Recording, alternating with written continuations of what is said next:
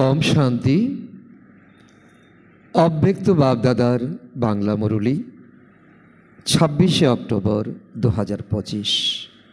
Revise date 15 October 2007 इंग्रेजी। आजकेर महावाक्य संगम जुगेर जीवन मुक्त स्थितिर अनुभव करार जन्य सब बोझा बा बंधन बाबा के दिए डबल लाइट हो। आज के परमपिता परमात्मा आमादेर कर्मातीत स्थिति बानानोर बाबा, मुक्ति जीवन मुक्तिर दाता बाबा এই শিক্ষা আমাদেরকে দিচ্ছেন, যা আমাদের আরও বিচার সাগর মন্থন করে আরও তাকে প্র্যাকটিক্যাল জীবনে ধারণ করতে হবে। তা হলো জীবন মুক্তিকে বোঝা। জীবন মুক্তি এক তো হয় পরম ধামে, জীবন মুক্তি এক হয় শতযুগে, আর জীবন মুক্তি হয় এই সঙ্গম যুগে। সঙ্গম যুগের সংস্কার, সঙ্গম যুগে যদি সংস্কার না বানাই তাহলে এই শতযুগের জীবন মুক্তি স্থিতির অনুভব আমরা কখনোই করতে পারবো না। আর সঙ্গম যুগের অনুভবই হলো সবথেকে বড় কথা। আর তার জন্য আমাদের সাধারণ কাজকে করা, যা নাকি আমাদেরকে যন্ত্রণা দেয়, কষ্ট দেয়, আর আমাদেরকে দিন প্রতিদিন রোগী করে তোলে, ভোগী করে তোলে, তা হলো আমাদের মনের বোঝা। আর সমস্ত বন্ধন, এই কলিযুগীয় বন্ধন, তা হলো স্বার্থের বন্ধন, ধনের বন্ধন, সম্পর্কের বন্ধন, এবং বন্ধনের আরও কত শাখা উপশাখা রয়েছে। তো বাবা বলছেন যত কিছু বোঝা আছে, সম্বন্ধ আছে, আমাকে দিয়ে তুমি এখন ডবল লাইট ফরিস্তা হও। এক আত্মা তো, এক তো আত্মা লাইট, আর দ্বিতীয়ত এই শরীরও এক লাইট। এই দোনো লাইট যখন একত্রিত হয় তখন ফরিস্তা হয়ে এই দুনিয়ার অনেক বড় সেবা আমরা করতে পারি। এই সাধনার মূল লক্ষ্যই হচ্ছে কি? ফরিস্তা হওয়া, ডবল লাইট ফরিস্তা হওয়া। তো আজকের এই সারে বাবা এই সঙ্গম যুগের জীবন মুক্তি অবস্থাকে অনুভব করার জন্য ছোট্ট যে জিনিস আমাদেরকে ব্যথিত করছে তাকে বাবাকে দিয়ে দেওয়া, তার বিনিময়ে আমরা ডবল লাইট স্থিতি এবং জীবনমুক্ত স্থিতির অনুভব করতে পারব। আজ বিশ্ব রচয়িতা বাপদাদা নিজের প্রথম রচনা আমরা বাচ্চারাই অতি লাভলি আর লাকি বাচ্চাদের সাথে মিলন মেলা উদযাপন করছেন। কিছু বাচ্চা সম্মুখে রয়েছে মধুবনে, তারা নয়ন দ্বারা দেখছে, এবং চতুর্দিকের কিছু বাচ্চা হৃদয়ে সমাহিত হয়ে আছে, দেশ বিদেশের বহু বাচ্চা। বাপদাদা সব বাচ্চার মস্তকে ভাগ্যের 3 নক্ষত্র ঝলমল করতে দেখছেন। কারণ এই বর্তমান দুনিয়াতে মানুষ নিজের ভাগ্যকে যাচাই করার জন্য হস্তরেখা বিশারদের কাছে যান, কুষ্টিরেখা বিচার করার ব্যক্তির কাছে যান, পণ্ডিতের কাছে যান। তো বাবা বলছেন তোমাদের ভাগ্যের রেখা আছে হাতে নয়, তোমাদের মস্তিষ্কে। তো বাবা এই 3টি রেখা স্পষ্ট দেখছেন। এক ভাগ্য হলো আমাদের বাপদাদার শ্রেষ্ঠ পালনার। এই সময় আমাদের তিনি পালনা করছেন, তিনি পিতা, তিনি সদ্গুরু, তিনি শিক্ষক। দ্বিতীয় ভাগ্য হলো শিক্ষক দ্বারা পঠন পাঠন রোজ আমাদেরকে করাচ্ছেন। তৃতীয় হলো সদ্গুরু দ্বারা সর্ববরদানের ঝলমল নক্ষত্র। তিনি গ্যারান্টি দিয়েছেন যদি তোমরা আমার শিক্ষা গ্রহণ করো তাহলে তোমাদেরকে আমি সাথে নিয়ে যাব। এই 3 রেখা বাবা আমাদের এই মস্তিষ্কে ঝলমল করতে দেখছেন, তো আমাদের খুশি হচ্ছে না যে হাতে নয়, এই কপালেই আমাদের সমস্ত রেখা বিদ্যমান। তো তোমরা সবাই নিজের ললাটে ঝলমলে নক্ষত্র অনুভব করছো তো না? নিজেরাই দেখে নেব 1 মিনিট 2 মিনিট। আমরা একাগ্রচিত্ত হলেই অবশ্যই আমরা দেখতে পাবো যে বাস্তবে আমার হাতে নয়, আমাদের কপালেই রয়েছে আমাদের ভাগ্যের রেখা। সর্বসম্বন্ধ বাপদাদার সাথে, তবুও জীবনের এই 3 সম্বন্ধ আবশ্যক। মাতা পিতা বন্ধু সখা অনেক সম্বন্ধই তো আছে, কিন্তু এই সময় তিনি আমাদের শিক্ষক, তিনি আমাদের পিতা, তিনি আমাদের সদ্গুরু। এবং তোমরা সব হারানিধি অতি আদরের বাচ্চাদের এই সম্বন্ধ সহজেই প্রাপ্ত হয় তো না? নেশা থাকে না নেশা?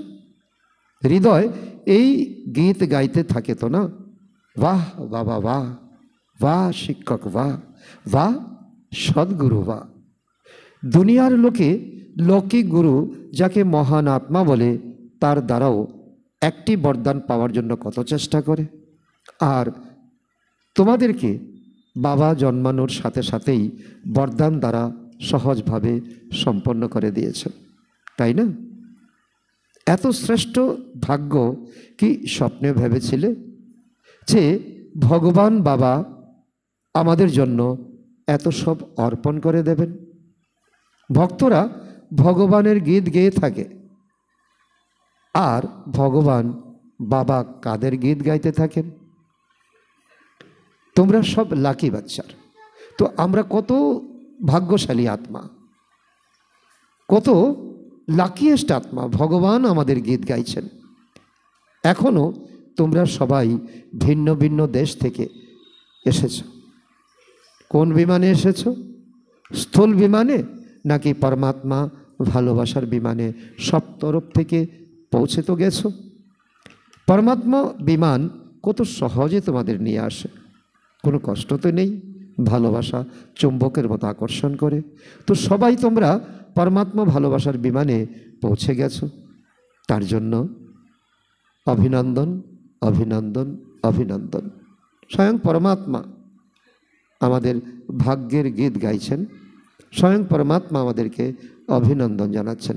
বাপদাদা প্রত্যেক বাচ্চাকে দেখে, হতে পারে তারা প্রথমবার এসেছে অথবা বহুকাল ধরে আসছে, কিন্তু বাপদাদা প্রত্যেক বাচ্চার বিশেষত্বকে জানেন। বাপদাদার কোনো বাচ্চা, সে ছোট হোক বা বড় হোক, মহাবীর হোক বা পুরুষার্থী হোক, কিন্তু প্রত্যেক বাচ্চা হারানিধি। কেন? প্রশ্ন ওঠে না? তোমরা তো বাবাকে খুঁজেছ জঙ্গলে, জলে, পর্বতে, পাওনি, কিন্তু বাপদাদা তোমরা সব বাচ্চাকে অনেক ভালোবাসায়, আন্তরিক মমতায়, স্নেহের সাথে কোনায় কোনায় খুঁজেছেন। তোমরা দ্রাপর যুগ থেকে কে কোথায় হারিয়ে গেছো, কে কোথায় হারিয়ে গেছো। এখন এসেছেন তিনি নতুন দুনিয়া রচন করার জন্য, কিন্তু তোমাদেরকে খুঁজে পাচ্ছেন না। তোমরা আসলেও আবারও মায়ার দিকে তোমরা ঝাঁপিয়ে পড়ো। সুতরাং ভালোবাসা পরমাত্মার আছে, তবে তো খুঁজেছেন, খুঁজে পেয়েছেনও। কেননা বাবা জানেন কোনো এক বাচ্চা এমন নয় যার মধ্যে কোনো বিশেষত নেই, অত্যন্ত ইম্পর্টেন্ট।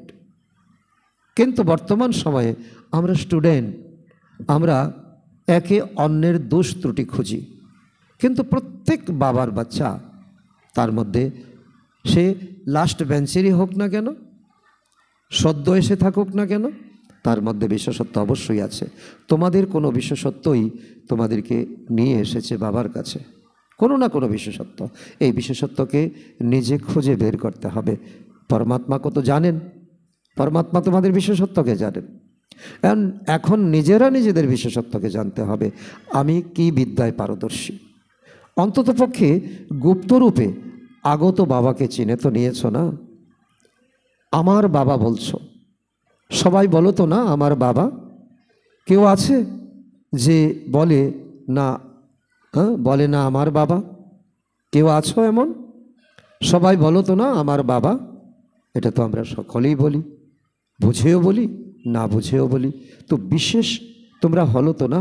এই নিরাকার বাবাকে বাবা বলা এটা সাধারণ কথা নয়। তো এত বড় বড় সায়েন্টিস্ট, বড় বড় ভিআইপি শিব পরমাত্মাকে, নিরাকারকে চিনতে পারেনি, কিন্তু তোমরা সবাই তো চিনে নিয়েছো। তাই তো বাবা তোমাদের নিজের বানিয়ে নিয়েছেন। এই খুশিতে পালিত হতে হতে তোমরা উঠছো, উঠছো, তোমরা উঠছো না? উঠছো, হারছো না, উঠছো। কেননা যারা চলেছে তারা বাবার সাথে নিজের ঘরে যেতে পারবে না। এটাও বাবা আমাদেরকে বলে দিয়েছেন। এখন ওড়ার সময়, এখন চলার সময় না, কারণ বাবা তো উড়ন্ত। সুতরাং যারা চলছে তারা কিভাবে বাবার সাথে পৌঁছাবে? সেজন্য বাবা সব বাচ্চাকে কি বরদান দেন? ওড়ার জন্য কমসে কম, কম থেকে কম আমাদের কি কোয়ালিটি চাই? ফরিস্তা স্বরূপ হব। বাবা বরদান দিয়েছেন। তো ফরিস্তা উড়ে, ফরিস্তা তো চলে না। তো তোমরাও উড়তি কলার তো না? হও তোমরা উড়তি কলার? হাত তোলো যারা উড়তি কলার, নাকি কখনো চলতি কলা, কখনো উড়তি কলার? না, সদা উড়ন্ত। বাবা ডাইরেকশন দিচ্ছেন, সদা তোমাদের উঠতে হবে উড়ন্ত ডবল লাইট, তাই না? কেন? ভাবো, বাবা তোমাদের সবার থেকে গ্যারান্টি নিয়েছেন। যাদেরই কোনো রকমের বোঝা যদি মনে থাকে, বুদ্ধিতে থাকে, তবে বাবাকে দিয়ে দাও। এখন ছোট্ট একটি সেটিং, ছোট্ট একটি কাজ আমাদের করতে হবে। বাবা নিতেই তো এসেছেন। তো বাবাকে বোঝা দিয়েছ, নাকি অল্প অল্প সামলে রেখেছ? যিনি নেওয়ার, তিনি যখন নিচ্ছেন তখন বোঝা দিয়ে দেওয়ার ভাবনার কোনো ব্যাপার আছে কি? নাকি 63 জন্মের অভ্যাস রয়েছে বোঝা সামলানোর? তো অনেক বড় আমাদের বাজে অভ্যাস, বোঝাকে নিজের কাছে রাখা আর তাকে পালনা করার, তাকে সামলানো। 63 জন্মের সংস্কার আমাদের। তো কিছু বাচ্চা কখনো কখনো বলে চাই না, কিন্তু অভ্যাসে বাধ্য। বাবাকে আমরা বলি, বাবা চাই না এটা আমার মধ্যে থাকুক, আমি দিয়ে দিতে চাই, কিন্তু অভ্যাস যে রয়েছে, অভ্যাস যে ছাড়তে পারছি না। এখন তোমরা বাধ্য নও তো না? বাধ্য নাকি শক্তিশালী? এটাই আমাদের সবচেয়ে বড় যাচাই, নিজেকে চেক করা। বাধ্য কখনো হয়ও না, শক্তিশালী তোমরা। বাবা আমাদেরকে ইন্সপিরেশন দিচ্ছেন। শক্তি তোমরা শক্তিশালী নাকি বাধ্য? মাতাদেরকে বাবা বলছেন তোমরা শক্তি, তোমরা নারী, তোমরা শক্তিশালী, তোমরা কখনো বাধ্য হতে পারো না। শক্তিশালী তো না। বোঝা রেখে দিতে ভালো লাগে কি? মন লেগে গেছে বোঝার প্রতি, মন লেগে গেছে, ছেড়ে দাও। ছাড়বে তবেই তো রেহাই পাবে। তোমরা ছাড়ো না, তাই নিষ্কৃতি নেই। ছেড়ে দেওয়ার সাধন হলো দৃঢ় সংকল্প। নেশাকে ধরে আমি বারবার বলছি, আমি তো চাই ছাড়তে, কিন্তু নেশা আমাকে ছাড়ছে না। এটা নয়, তার প্রমাণ গুরু করেছেন। গুরু শিষ্যকে নিমন্ত্রণ দিয়েছেন, কালকে সকালে তুমি আমার আশ্রমে আসবে। এসে দেখে শিষ্য, গুরু একটা গাছকে ধরে আছে। শিষ্য ডাকছে, গুরু আসছে না, বলছে আমাকে এই গাছটা ধরে রেখেছে, আমি আসতে পারছি না। তখন বলছে না, আপনি ধরে রেখেছেন গাছটাকে। তখন ধীরে ধীরে গুরু এসে বলল, ঠিক আমি যেমন গাছটাকে ধরে রেখেছি, তুমিও নেশাকে ধরে রেখেছো, ঠিক তেমনি আমরাও এই বোঝাকে ধরে রেখেছি। ছেড়ে দাও তবে রেহাই পাবে, ছাড়ো না তাতে তোমাদের নিষ্কৃতি নেই। ছেড়ে দেওয়ার সাধন হলো দৃঢ় সংকল্প। দৃঢ় সংকল্প, আমাকে পারতেই হবে, আমাকে করতেই হবে। অনেক বাচ্চা বলে যে দৃঢ় সংকল্প তারা তো করে, কিন্তু কিন্তু কারণ কি? কিন্তু করে যায়, তার কারণ কি? দৃঢ় সংকল্প করো, কিন্তু তোমরা করা দৃঢ় সংকল্প তোমরা রিভাইজ করো না। প্রত্যেক দিন অমৃতবেলা উঠে বাবার সামনে বসে তাকে রিভাইজ করতে হবে। আমি কালকেও বলেছি, আজকেও বলছি, যতদিন বাঁচব, যতদিন আমি বোঝা ছাড়ব না, ততদিন আমি দৃঢ় সংকল্প করতেই থাকব। এই করতে করতে করতে করতে মন বুদ্ধি তোমার সহায়ক হবে। বারবার মন থেকে রিভাইজ করো আর রিয়েলাইজেশন করো। রিয়েলাইজেশন অনেক বড় শক্তি আমাদের। বোঝা কি আর ডবল লাইটের অনুভব কি, এটাকে রিয়েলাইজেশন করা। রিয়েলাইজেশনের কোর্স এখন একটু বেশি আন্ডারলাইন করো। রিয়েলাইজেশন আমাকে করতে হবে। বোঝা কত নিজেকে শক্তিহীন করে দেয়, আর ডবল লাইট আমাদের কত উচ্চ মার্গে নিয়ে যায়। তো বলা আর ভাবনা তোমরা এটাই করে থাকো, কিন্তু হৃদয় দিয়ে রিয়েলাইজ করো বোঝা কি আর ডবল লাইট কি। তো প্রভেদ সামনে রাখো, কেননা বাপদাদা এখন সময়ের নৈকট্য অনুসারে প্রত্যেক বাচ্চার মধ্যে কি দেখতে চান। সময় এগিয়ে এসেছে, কল অফ টাইম। এখন প্রকৃতি অনেক কিছু করবে, ড্রামাতে অনেক কিছু লিপিবদ্ধ আছে। তো যা কিছু তোমরা বলো তা করে দেখাতে হবে। যা কিছু ভাবছো তা স্বরূপে আনতে হবে, করে দেখাতে হবে, স্বরূপে আনতে হবে। কেননা বাবার উত্তরাধিকার তো রয়েছে তোমাদের জন্মসিদ্ধ অধিকারের, তোমাদের জন্মসিদ্ধ অধিকার কি? মুক্তি আর জীবন মুক্তির। সবাইকে এই নিমন্ত্রণ দাও, ভাইয়েরা বোনেরা, এসে মুক্তি আর জীবন মুক্তির অধিকার প্রাপ্ত করো। তোমরা ক্যাম্প লাগাও, তোমরা প্রদর্শনী করো। সুতরাং নিজেকে জিজ্ঞাসা করো, মুক্তি ধামে মুক্তির অনুভব করতে হবে, নাকি সত্যযুগে জীবন মুক্তির অনুভব করতে হবে, নাকি এখন সঙ্গম যুগে মুক্তির জীবন মুক্তির সংস্কার বানাতে হবে। এটাই হলো মূল কথা, এটাকে আন্ডারলাইন করা। এই সঙ্গম যুগে মুক্তি জীবন মুক্তির সংস্কার বানানো, তবেই তো সত্যযুগে গিয়ে জীবন মুক্তির অনুভব করতে পারবো। কেননা তোমরা বলে থাকো যে আমরা এখন নিজেদের ঈশ্বরীয় সংস্কার থেকে দৈবী সংস্কার বানাবো। এটা মুখে বলা আর তাকে কর্মে রূপান্তরিত করা, স্বরূপে আনা, অনেক বড় পার্থক্য। নিজেদের সংস্কার দ্বারা নতুন সংসার তোমরা বানাচ্ছ, দুনিয়া বানাচ্ছ। তো এখন সঙ্গমেই মুক্তি জীবন মুক্তির সংস্কার ইমর্জ হওয়া উচিত তো না? সংস্কার ইমর্জ হলে তবেই তো তোমরা পরমধামে যাবে, তারপর ঝটাপট তোমরা নতুন দুনিয়াতে চলে আসবে। তো চেক করো, সর্ববন্ধন থেকে মন আর বুদ্ধি মুক্ত হয়েছে। হতে পারে তা ধনের সম্বন্ধ, হতে পারে তা সম্বন্ধের সম্বন্ধ, হতে পারে তা বিকারের সম্বন্ধ। তো এখন মন আর বুদ্ধি সমস্ত বন্ধন থেকে মুক্ত হয়েছে কি হয়নি? কেননা ব্রাহ্মণ জীবনে অনেক বিষয়ে পাস্ট লাইফের যে বন্ধন আছে, তার প্রতি ভালোবাসা, ধনের প্রতি ভালোবাসা, সংস্কারের প্রতি ভালোবাসা, তার বিকারের প্রতি ভালোবাসা, তার থেকে মুক্ত হয়েছ। কিন্তু সর্ববন্ধন থেকে মুক্ত হয়েছ, নাকি কোনো কোনো বন্ধন এখনও নিজের বন্ধনে বেঁধে রেখেছে? এই ব্রাহ্মণ জীবনে মুক্তি জীবন মুক্তির অনুভব করাই ব্রাহ্মণ জীবনের শ্রেষ্ঠত্ব। কারণ শতযুগে জীবন মুক্ত জীবন বন্ধ দুইয়ের জ্ঞানই তোমাদের মধ্যে থাকবে না। কারণ এখন সঙ্গম যুগে যে সংস্কার তোমরা বানাবে তার প্রালব্ধ ভোগ করবে। এখন অনুভব করতে পারো, বাবা এখনই বলছে, এখন নয়তো কখনোই নয়, এখন অনুভব করো আমি জীবন মুক্ত স্থিতির অধিকারী আত্মা। জীবন বন্ধ কি, জীবন মুক্ত কি? কেননা তোমাদের সকলের প্রতিজ্ঞা রয়েছে না? সকলের প্রতিজ্ঞা, অনেকবার প্রতিজ্ঞা করেছ। কি প্রতিজ্ঞা করো তোমরা? তোমাদের স্মরণে আছে তোমাদের যদি কাউকে জিজ্ঞাসা করা হয় তোমাদের এই ব্রাহ্মণ জীবনের লক্ষ্য কি, তো কি জবাব দেবে? কি জবাব দেবে? একই তো জবাব দেবে যে বাবার সমান হতে হবে, তাই না? পাক্কা তো? বাবার সমান হতে হবে তো না? নাকি একটু হলেও চলবে না?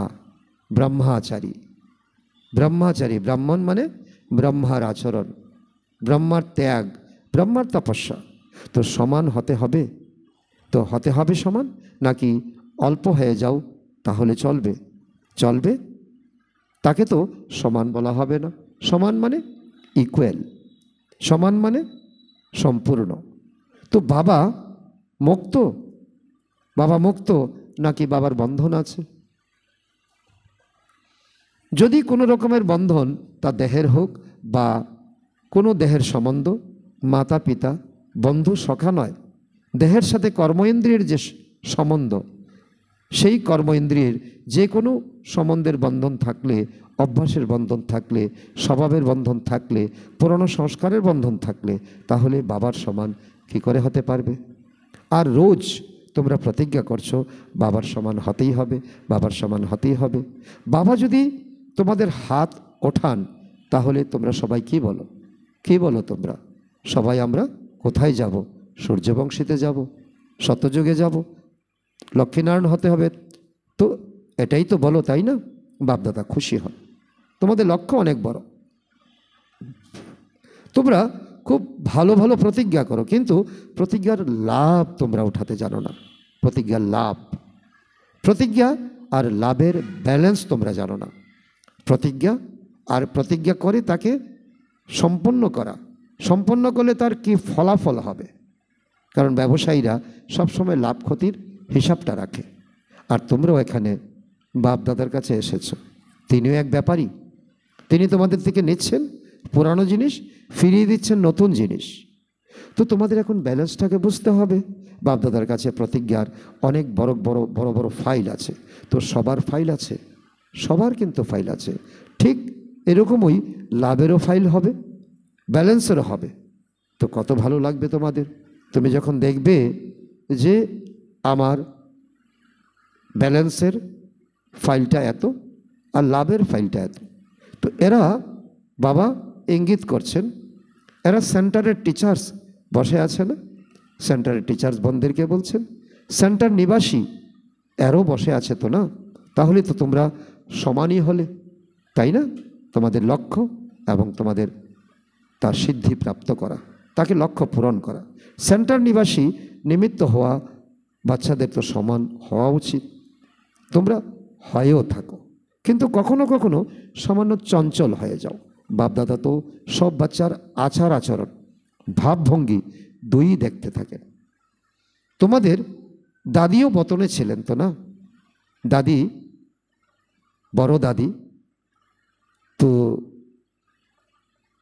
আগস্ট মাসে শরীর ছেড়েছেন, আর এটা হলো অক্টোবরের মুরলি। তো দাদি তো সম্পূর্ণ হয়ে বতনে গেছেন। তো দাদিও সেই সময় উপস্থিত, দাদিও দেখতেন।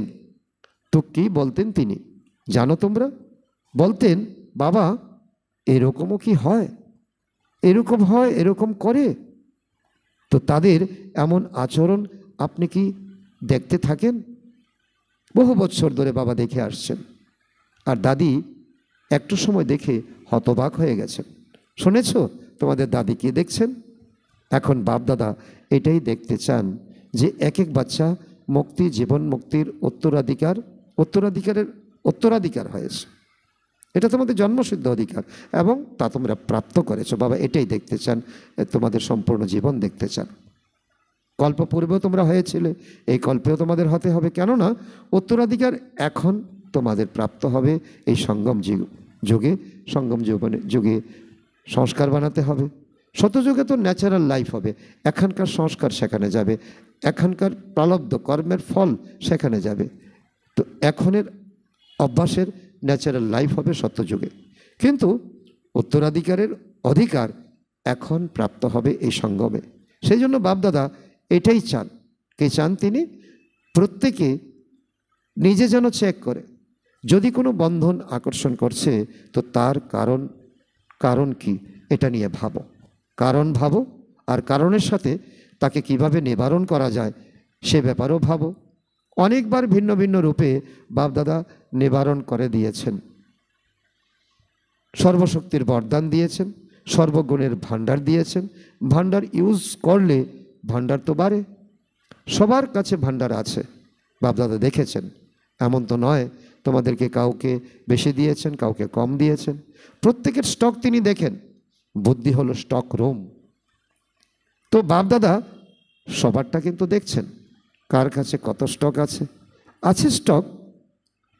কিন্তু সময়কালে তোমরা ভাণ্ডারকে ইউজ করো না।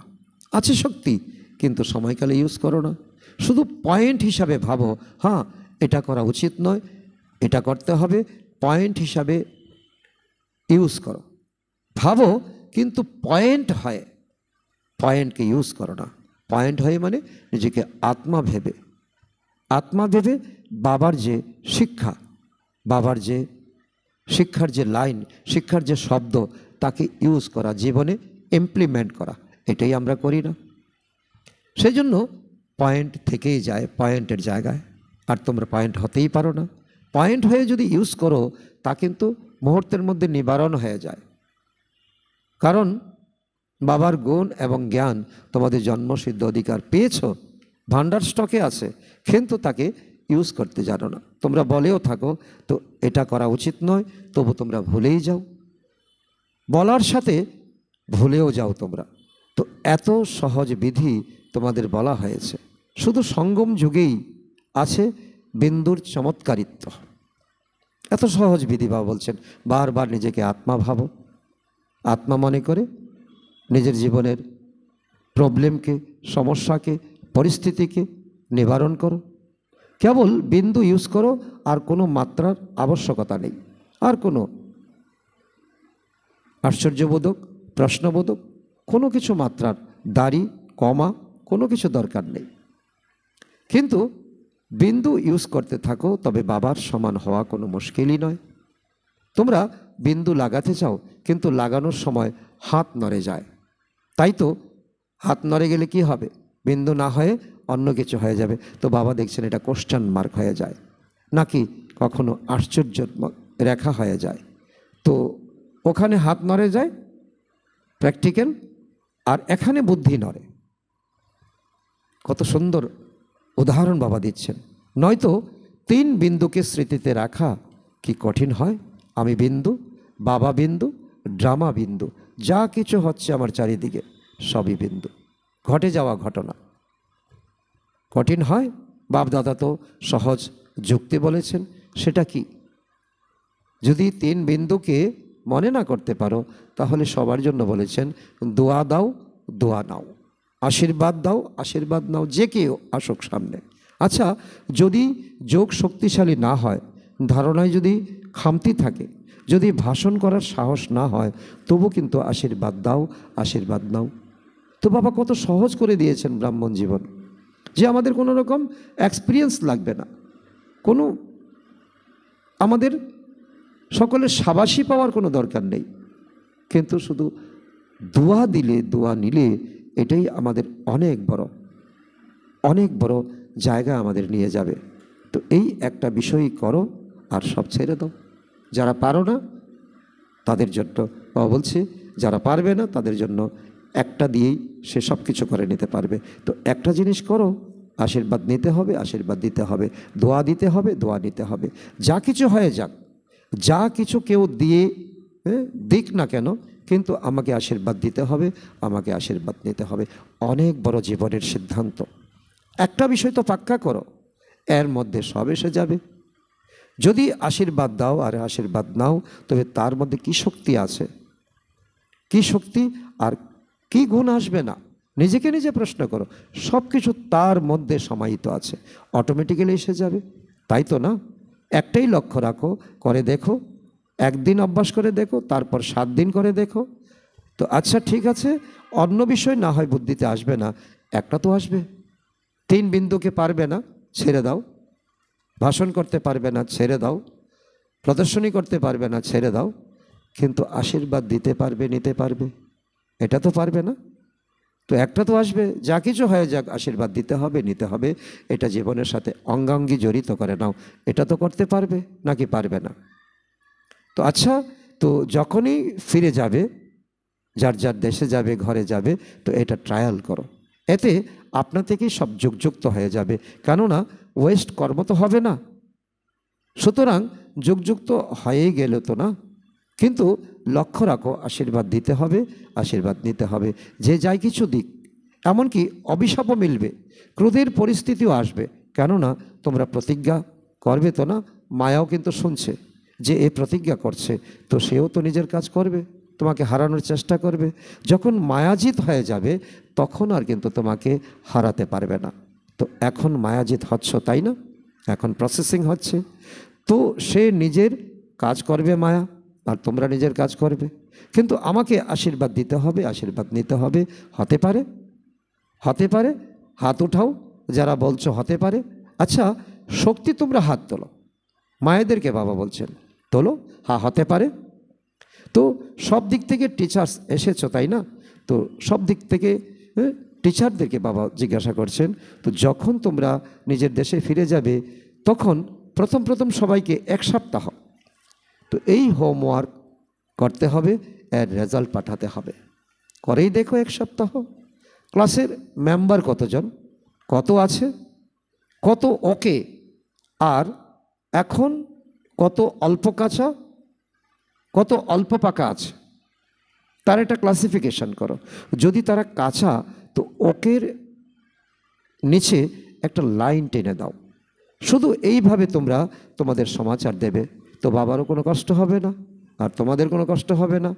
তো এতজন ওকে, এতজনের মধ্যে ওকে হওয়ার রেখা আছে, নিচে রেখা টেনে দাও। তো এই গ্রুপ দেখো, ডবল ফরেনার্স এসেছে এই গ্রুপে।